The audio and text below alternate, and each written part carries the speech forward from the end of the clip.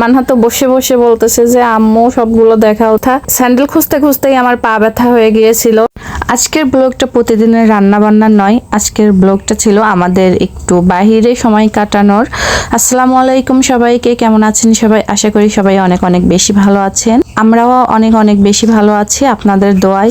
এই তো বিকেলবেলা করে আমরা বের হয়েছি, যেহেতু শনিবার ছিল ওই দিনকে আবার প্রাইভেট ছিল না, প্রাইভেট সকাল সকাল ছিল বাচ্চাদের, তো সকাল সকাল পড়া হয়ে গিয়েছিল, তো আমরা বিকেলবেলা বের হয়েছি। এই তো আমাদের গ্রিন সিটির সামনে দিয়ে আমরা যাচ্ছি ঈশ্বরদী শহরে। কেন যাচ্ছি জানতে হলে ভিডিওটা দেখতে হবে। বাসা থেকে আমরা একসাথেই বের হয়েছিলাম আপনাদের ভাইয়া সহ, তো আপনাদের ভাইয়া মোড়ের উপর গিয়ে আমাদেরকে অটোতে উঠিয়ে দিল, আর আপনাদের ভাইয়া অফিসে চলে গিয়েছে। দেন আমরা এই যে অটোতে করে যাচ্ছি ঈশ্বরদী শহরের মধ্যে। একা একা কখনো ঈশ্বরদীতে যাওয়া হয়নি, প্রায় 10-11 বছর হতে চললো ঈশ্বরদীতে আসা, বাট ঈশ্বরদী শহরে একা একা কখনো যাওয়া হয়নি। আপনাদের ভাইয়া সবসময় আমাকে নিয়ে যায়। এবারে যেহেতু আপনাদের ভাইয়া সময় পাচ্ছে না, এজন্য একা একাই যেতে হলো আমাকে। আসলে বাবুদের জন্য কিছু কেনাকাটা করার ছিল, নিজের জন্য অনেকদিন কিছুই কেনাকাটা করা হয় না, তো ভাবলাম যে একটু কেনাকাটা করি নিজেদের জন্য। তো যাওয়ার সময় এই যে অনেকগুলা গাড়ি যাচ্ছিল, মিছিল নাকি কি জানি না। বেশ কিছুদিন ধরে যেহেতু আমি অসুস্থ ছিলাম, তো আমার স্কিনের তেমন কেয়ার নেওয়া হয় না, আমার হেয়ারের কোনো কেয়ার নেওয়া হয় না, তো ভাবলাম যে এখন একটু কেয়ার করা যাক। সব কিছুরই আসলে যত্নের প্রয়োজন হয়, যত্নে না রাখলে কোনো কিছুই ঠিক থাকে না। তো চুলের জন্য আমি এই কন্ডিশনারটা নিয়ে নিলাম, এটা কিন্তু অনেক ভালো কাজ দেয়। এটা আসলে ভালোভাবে আমি দেখে নিচ্ছিলাম যে এটা আসল কিনা নকল। এই প্রোডাক্টের নকল প্রোডাক্ট কিন্তু অনেক আছে বাংলাদেশে, আর এনারা দামটাও কেন জানি একটু বেশি বেশি চাচ্ছিল আমার মনে হচ্ছিল, তো শেষমেশ এটা নিয়েই নিলাম। বেশি ঘোরাঘুরি করতে আসলে ভালো লাগতেছিল না, আর বাবুদের জন্য অনেক কিছু কিনতে হবে, বাবুদের ড্রেস কিনতে হবে, অনেক কাজ আছে, এজন্য আর কি বেশি ঘোরাঘুরি করতে মন চাচ্ছিল না। যত তাড়াতাড়ি সব কিছু কেনাকাটা করে শেষ করে ফেলা যায় আর কি। তো মানহার জন্য অনেকগুলো চুলের ক্লিপ টিলিপ নিয়েছিলাম।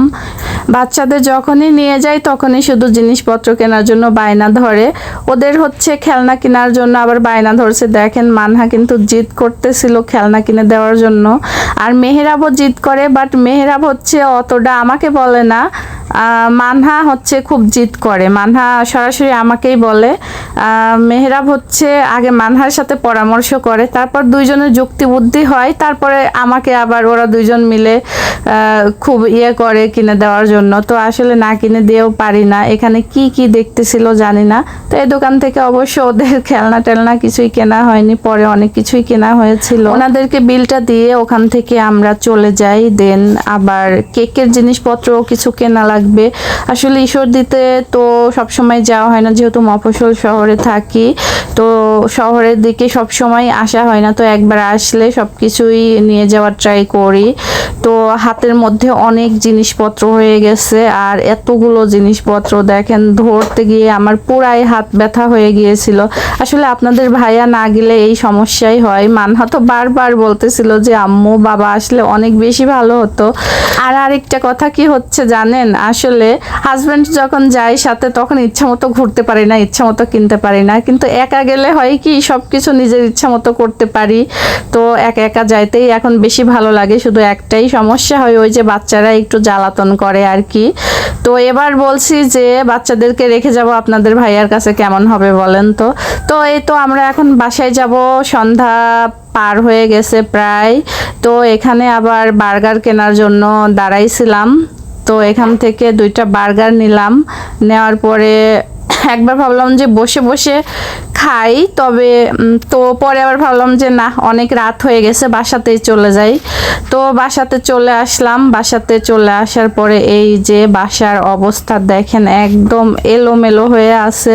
তো যাই হোক, আসার পরে দেখি কারেন্ট নাই, কারেন্ট কখন আসবে জানি না।